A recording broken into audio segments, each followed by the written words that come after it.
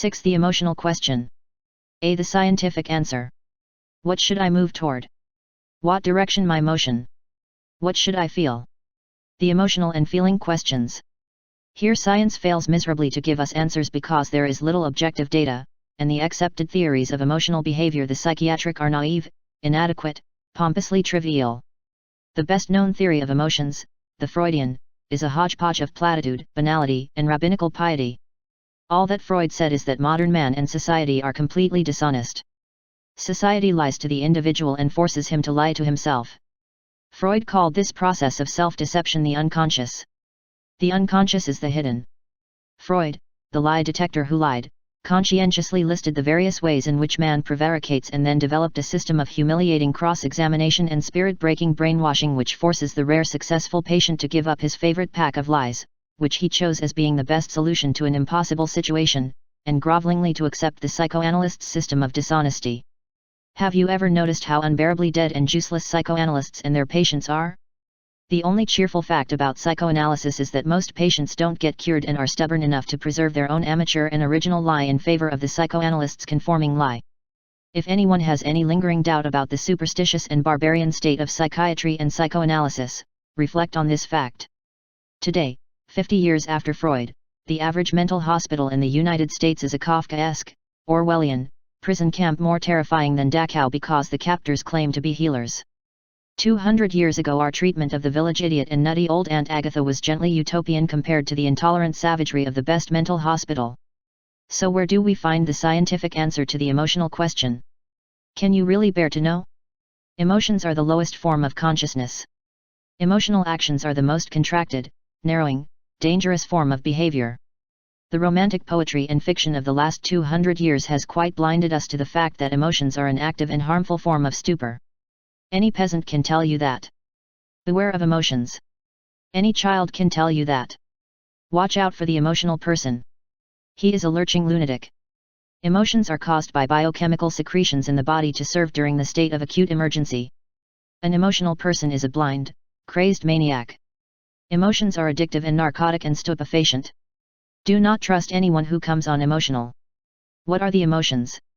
In a book entitled Interpersonal Diagnosis of Personality, written when I was a psychologist, I presented classifications of emotions and detailed descriptions of their moderate and extreme manifestations. Emotions are all based on fear. Like an alcoholic or a junkie, the frightened person reaches for his favorite escape into action. Commanding, competing, punishing, aggressing, rebelling, complaining, abasing, submitting, placating, agreeing, fawning, flattering, giving. The emotional person cannot think, he cannot perform any effective game action, except in acts of physical aggression and strength. The emotional person is turned off sensually. His body is a churning robot, he has lost all connection with cellular wisdom or atomic revelation. The person in an emotional state is an inflexible robot gone berserk. What psychologists call love is emotional greed and self-enhancing gluttony based on fear. B. The psychedelic correlate, the only state in which we can learn, harmonize, grow, merge, join, understand is the absence of emotion. This is called bliss or ecstasy, attained through centering the emotions. Moods such as sorrow and joy accompany emotions. Like a junkie who has just scored or an alcoholic with a bottle in hand, the emotional person feels good when he has scored emotionally, i.e., beaten someone up or been beaten up. Won a competitive victory. Gorged himself on person grabbing. Conscious love is not an emotion, it is serene merging with yourself, with other people, with other forms of energy. Love cannot exist in an emotional state. Only the person who has been psychotic or had a deep psychedelic trip can understand what emotions do to the human being. The great kick of the mystic experience, the exultant, ecstatic hit, is the sudden relief from emotional pressure. Did you imagine that there could be emotions in heaven? Emotions are closely tied to ego games. Check your emotions at the door to paradise. Why, then, are emotions built into the human repertoire if they are so painful, demanding, and blinding? There is a basic survival purpose. Emotions are the emergency alarms. The organism at the point of death terror goes into a paroxysm of frantic activity. Like a fish flipping blindly out of water. Like a crazed, cornered animal. There are rare times when emotions are appropriate and relevant. The reflex biochemical spurt. Flight or fight. There are times when emotional bluffs, like the hair rising on a dog's neck, are appropriate. But the sensible animal avoids situations which elicit fear and the accompanying emotion.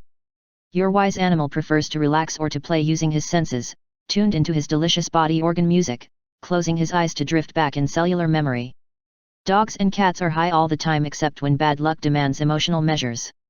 The emotional human being is an evolutionary drug addict continuously and recklessly shooting himself up with adrenaline and other dark ferments. The way to turn off the emotions is to turn on the senses, turn on to your body, turn on to your cellular reincarnation circus, turn on to the electric glow within and engage only in turn-on ego games.